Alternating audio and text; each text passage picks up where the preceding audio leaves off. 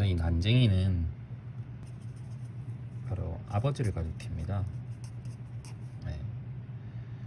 사회적 약자죠. 키가 작죠? 117cm로 그리고 있습니다. 당시 어머니 그리고 이 사이에 이제 아이가 셋이 있죠. 영수, 영호, 영희 이렇게 셋이 있습니다. 각각 1부, 2부, 3부에 서술자로 나옵니다. 영수, 영호, 영희가 각자 1, 2, 3부의 서술자로서 나옵니다. 제목인 난쟁이가 쏘올린 작은 공이라는 의미는 사회적 약자인 난쟁이 아버지가 쏘아올리다 했으니까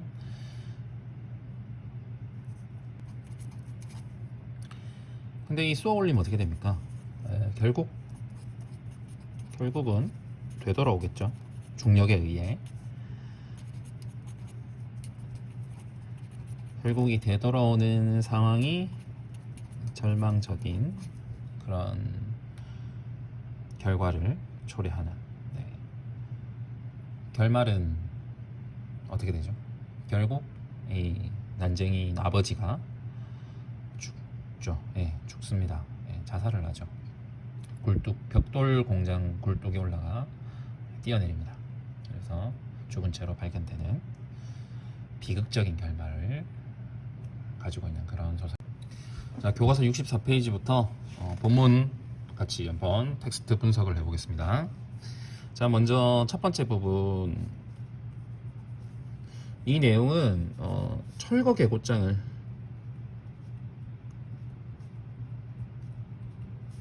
받게 된 난쟁이 가족의 이야기가 그려지고 있습니다. 사람들은 아버지를 난쟁이라고 불렀다. 자, 여기서 이 난쟁이는 키가 117밖에 안 되는 육체적 몸무게는 한 30몇 킬로래요. 키는 117. 육체적 장애를 가지고 있는 키가 작은 거죠. 근데 이 육체적 장애가 결국 사회적인 결핍으로 이어지고 있습니다. 사회적 약자로 나오죠. 경제력도 경제적으로 빈곤하고요. 거기다가 무력감을 느끼게 하는 겁니다. 느끼게 되죠. 사람들은 옳게 보았다. 아버지는 난쟁이였다. 자, 여러분들 이 첫 부분부터 딱 느껴지는 게 문장이 굉장히 짧죠.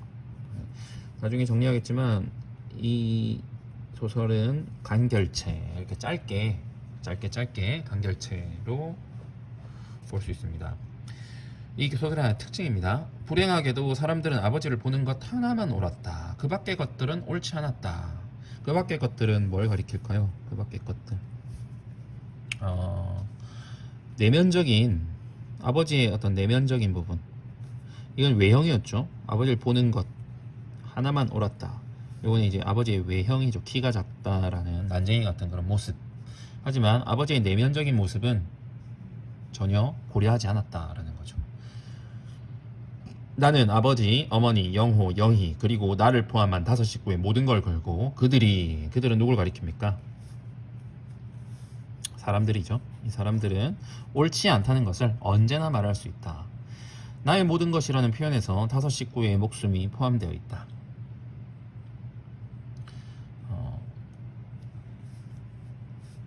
나의 모든 것을 나를 포함한 5 식구의 모든 것을 걸었다 했을 때 이 모든 것은 5 식구의 목숨이 모두 포함되어 있다는 겁니다.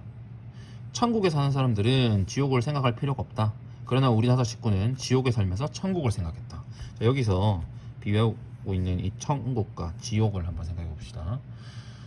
천국과 지옥. 먼저 이 천국은 넉넉한 삶이겠죠. 경제적으로 좀 넉넉한 삶을 의미하고 있고요. 난쟁이 가족이 살고 있는 곳은 지옥이죠. 난쟁이 가족의 고통스러운 삶.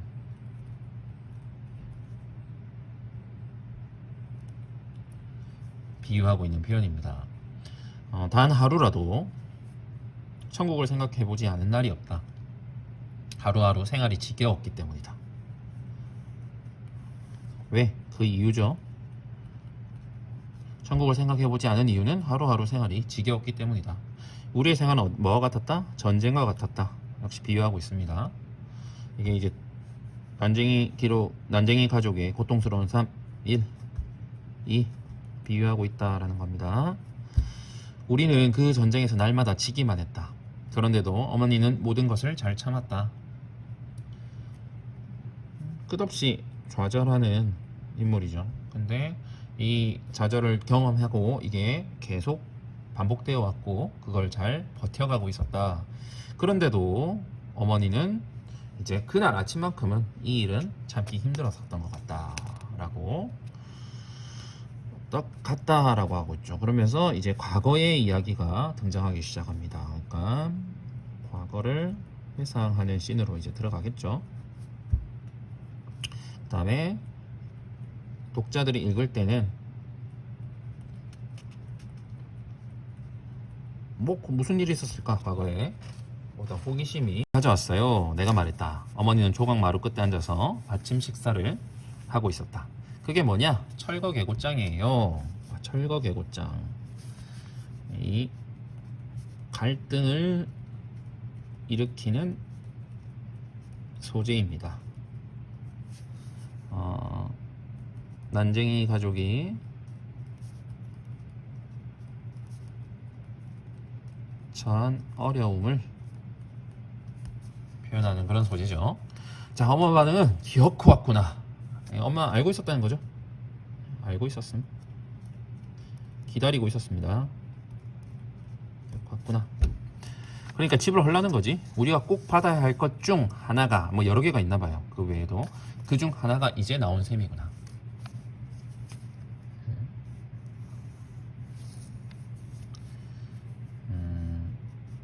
언젠가는 자신의 삶의 터전을 빼앗길 거라는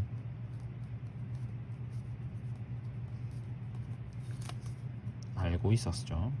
알고 있었음. 어머니는 식사를 중단했다. 나는 어머니의 밥상을 내려다보았다.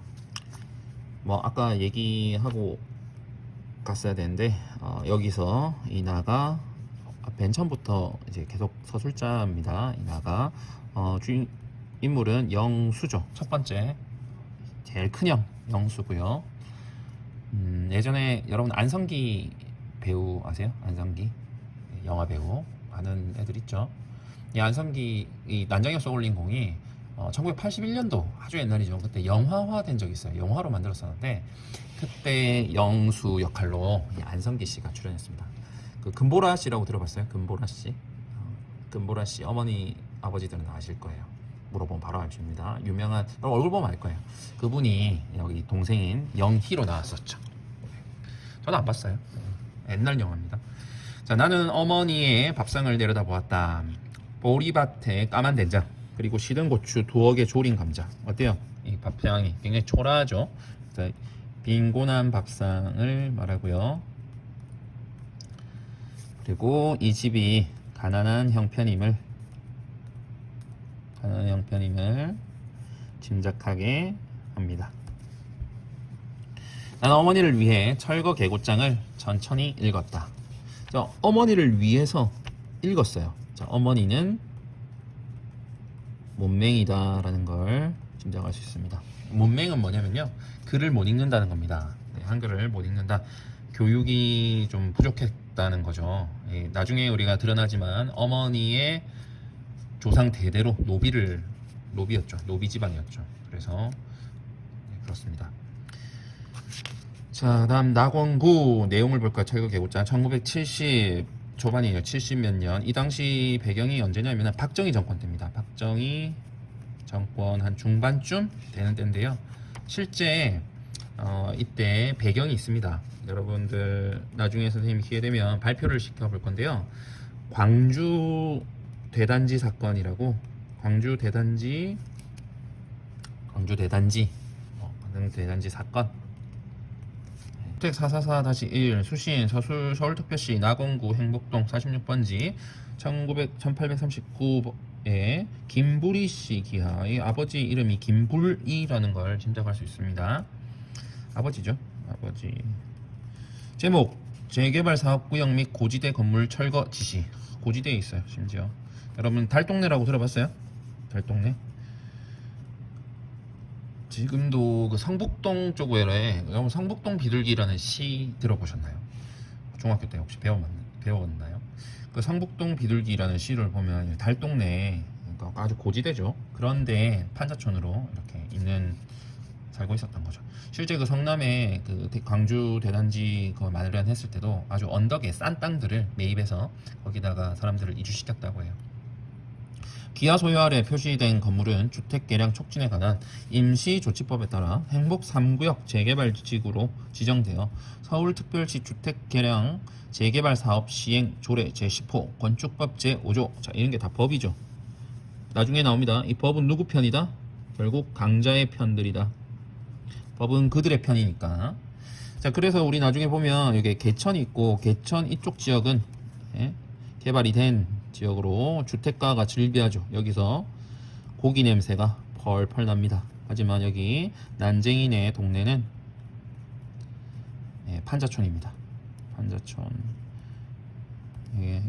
무허가 건물들 다 쫓겨나는 그런 상황입니다. 규정에 의해서 1970년 9월 30일까지 기한도 굉장히 짧아요. 한 달이 채 되지 않습니다. 9월 30일까지 자진 철거할 것을 명합니다. 만일 위의 기일까지 자진 철거하지 경우 하지 않을 경우는 어떻게 한다? 행정대집행법이 정하는 바에 따라 강제 철거하고 그 비용까지 기하로부터 징수하겠다고 합니다. 어떻습니까? 빈민층이라고 볼 수 있는데요. 이 빈민층에게 가해지는 폭력이라고 볼 수 있겠죠. 굉장히 폭력적입니다. 그래서 뭐 딱 잘라서 얘기하라면 뭐 하라? 만일 위 기일까지 자진 철거하라. 만일이니까 여기가 중심 내용이네요. 네. 이걸 얘기한 거죠. 1970년 9월 30일까지 철거해라. 너희가 없애라. 자, 어머니는 조각마루 끝에 앉아서 말이 없었다.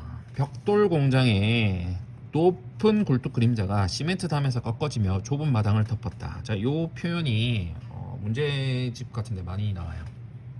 먼저 벽돌 공장의 높은 굴뚝, 요거는 산업화를 얘기합니다. 뭐 산업화, 도시화 뭐 이래도 되고요. 일단 굴뚝 공장이라고 했으니까 산업화가 더 정확하겠죠. 산업화를 상징한다. 굴뚝 그림자가, 여기 나오는 그림자가 시멘트 담 앞에서 꺾어지며 좁은 마당, 이 좁은 마당이 어디예요? 난쟁이가 살고 있는 삶의 터전이죠. 난쟁이네 집이죠. 삶의 터전을 어떻게 했다? 덮었다. 결국 뭐 했다? 산업화가 횡포하고 폭행, 산업화로 인해서 사회적 약자라고 할 수 있는 사회적 약자의 희생을 강요하고 있습니다. 사회적 약자의 희생을 강요하고 이런 산업화의 횡포를 상징하는 그런 표현입니다. 게다가 난쟁이네 가족의 어떤 미래가 굉장히 암담할 것을 암시하는 복선이 될 수도 있습니다. 그 다음 동네 사람들이 골목으로 나와 뭐라 이렇게 계속 소리를 치고 있었다. 뭐라고 소리치고 있었을까요? 자, 하나씩 지금 난쟁이네가 받았으니까 난쟁이네만 받은 게 아니라 그 동네 사람들 다 받았겠죠. 그럼 그걸 보고 이제 막 난리가 났겠죠. 통장은 그들 사이를 비집고 나와 방죽 쪽으로 요 강 있는 요런 쪽으로 걸음을 옮겼다. 어머니는 식사를 끝내지 않은 밥상을 들고 부엌으로 들어갔다. 밥을 못 먹겠죠. 어머니는 두 무릎을 고추 세우고 앉았다. 자, 여기서 잠깐 여기를 보고 갈게요. 소리치고 있었다라는 거예요. 동네 사람들은 소리치는 반면에 어머니는 어때요? 그리고 난쟁이 가족은 어떻습니까? 소리치는 반면에 가슴을 한번 탁 치는 정도. 침묵하고 있죠. 난쟁이 가족은 침묵하고 있고요. 철거 예고장을 받은 동네 사람들은 반응이 떠들썩합니다. 자, 난쟁이 가족과 비교됩니다. 나는 동사무소로 갔다. 행복동 주민들이 잔뜩 몰려 자기의 의견을 큰 소리로 말하고 있었다. 들을 사람은 두셋밖에 안 되는데 수십 명이 거의 동시에 떠들어대고 있었다. 쓸데없는 짓이었다. 자, 손을 들어 부엌 바닥을 한번 치고 가슴을 한번 딱 쳤다. 여기서는 이 인물의 어떤 절망감을 얘기할 수 있습니다. 자, 그 다음 우리 이어서 가볼게요. 자, 여기에 대한 나의 판단. 쓸데없는 짓이었다. 나의 생각이죠. 나의 생각은 쓸데없는 짓이었다. 어떤 사회적 약자로서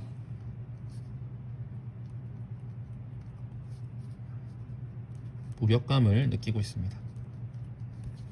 떠든다고 해결될 문제는 아니죠. 이게 이유가 왜? 사회의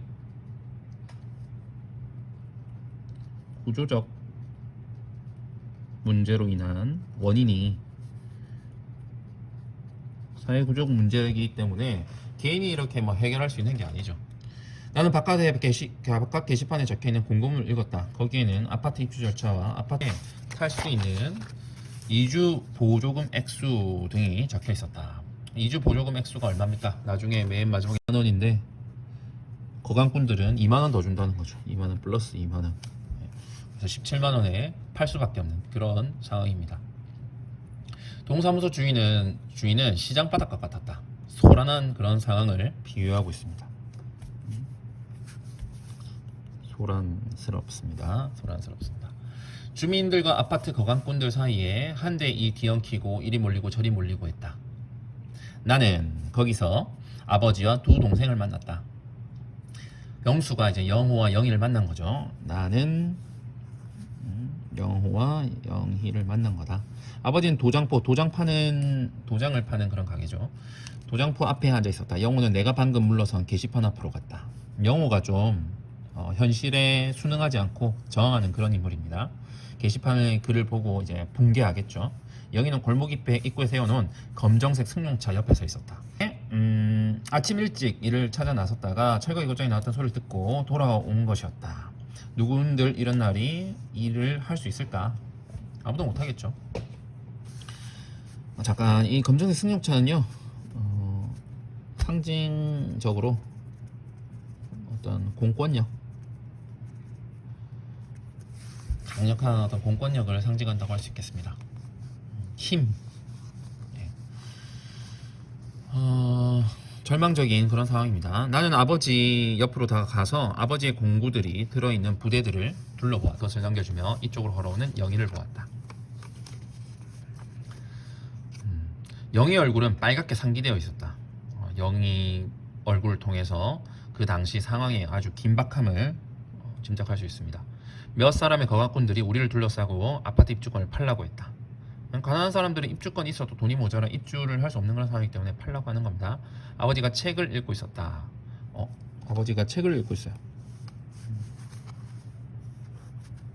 지금 이렇게 떠들썩하는 우리의 모습과는 상반되는 그런 모습이죠. 아버지는 책을 읽는다. 정적입니다. 아주 대조되는 그런 모습을 보입니다. 소란스러운 그 상황 속에서 아버지는 책을 읽고 있었습니다. 왜 읽을까요? 뭘 하더라도 이 상황을 극복해 해낼 수가 없죠. 결국 받아들이게 되는 거죠. 표지를 쌌기 때문에 무슨 책을 읽는지는 알 수 없었다. 독자의 호기심을 자극하고 있습니다. 무슨 책을 과연 읽고 있는 걸까요? 영희가 허리를 굽혀 아버지의 손을 잡아 끌었다. 아버지는 우리들의 얼굴을 물끄러미 쳐다보더니 자리를 털고 일어났다. 난쟁이가 간다. 처음 보는 사람들이 말했다. 자, 여기까지를 앞에서 이제 과거를 해상하는 겁니다. 난쟁이가 간다라고 얘기한 부분은 어떤 차별적인 동네 사람들의 시선을 이렇게 하고 있습니다. 자, 여기까지가 1입니다. 일단 한번 끊을게요.